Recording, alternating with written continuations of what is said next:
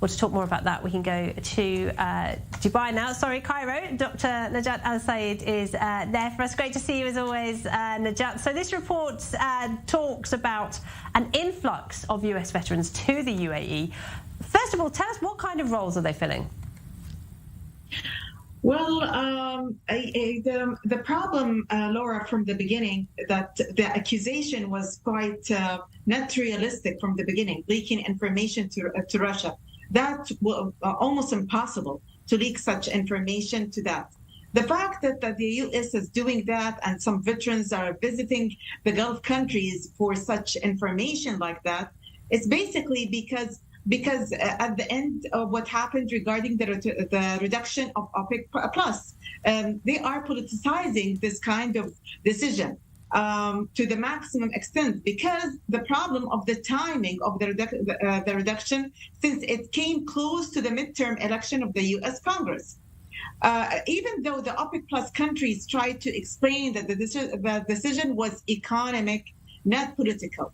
The decision to reduce the production was due to the fact that there are countries storing oil because of the Ukrainian crisis. After this crisis, what might happen is the reduction of purchase of crude oil in the future, which is an indication that there will be surplus in the market. Accordingly, there will be inflation, and that will affect the OPEC plus countries. So basically, that is completely economic driven, and it's not political at all. But they try to politicize it to the maximum extent.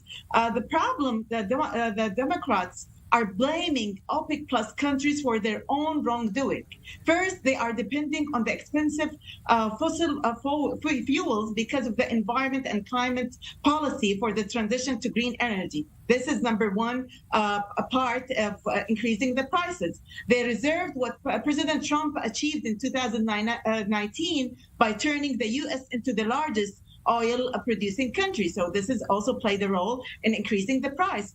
They disrupted the exploration of projects in federal lands and construction of refineries. This has also played another role of increasing the prices. So after that, they found none other than Saudi Arabia among the 23 countries to blame their mistakes and accuse it for leaking information. Accordingly, they're sending all of those veterans to investigate in this matter. The Saudis, Laura, I want to highlight that, are not stupid to do that. Because by doing that, they will lose the whole U.S.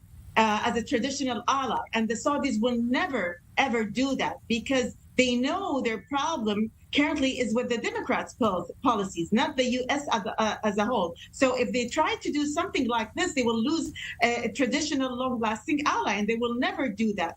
And what proves that, the reaction of Republicans, where like we saw their realistic approach and attitude towards the whole problem, and also we heard a lot of Republican representatives are saying, like Dan Crenshaw, for example, he summarized the relationship between the United States and the members of the OPEC plus countries. Our relationship are not relationship of friendship. But it is basically an alliance, a strategic alliance based on the basic, strategic alliance. Is there a risk, Najat? Is there a risk, because we heard from a Democratic Senator Richard Blumenthal earlier this week as well. He's very concerned that the Saudis have too much access to military technology, and now there's this report about the UAE as well. Do you think that the relationship might be in jeopardy? Well, Laura, the relationship between those traditional allies and the U.S. is long-lasting. The problem is with the Democrats' parties, not and their policies mainly, not the whole U.S. Those countries like Saudi Arabia and UAE will never lose the U.S. as a traditional ally. So definitely they won't leak such information for their own benefit. They will never do such a mistake, and so that will push them for damage the relationship. They don't want that. The problem with the Democrat Party is politicizing that because of the sensitivity of the timing. The other thing, Laura, it is not really logical and rational. And as traditional ally, you raise up the human rights and they accuse people for leaking information when they don't go with their benefits. So, for example, let's say that the OPEC plus countries didn't reduce the production of oil. You won't see them talking about leaking of information to Russia. You won't see veterans coming. You won't see them raising issue about human rights. So you couldn't play these kind of cards as a blackmail to your traditional allies. This is not reliable foreign policy. You should think about what you have done as your mistakes, and you should approach those countries realistically. Najat, we'll have to leave it there, but thank you very much indeed, Najat Al Sayed. Thank you. Thank you.